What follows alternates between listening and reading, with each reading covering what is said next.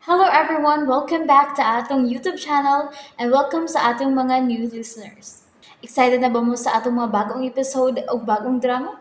Yes, na ating mga bagong drama Bisaya.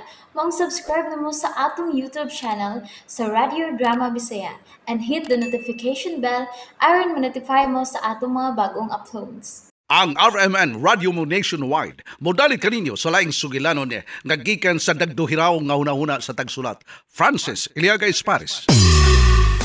Buta ka sa pagmahal. Huwag ni mo makita ang akong pagpangga kanimo. Sorry, pero amigo lang tayo. Bungol ka. Huwag ka makadungog sa kong mga hangyo nimo. Sorry, Bart. Huwag ko mangilog sa imong kalipay. Amang ka, nga dili makasulti sa imong gibati. Naunsan man ang kinabuhi ko. Naangkon ko ng tanan. Buta, bungol, o nahimong amang. Bakit? Unsay na ani mo, nga wala ko. Nganong daghang nayabang ti mo, ha? Simple lang, amigo. Dili ko gwapo. Tutuki lang.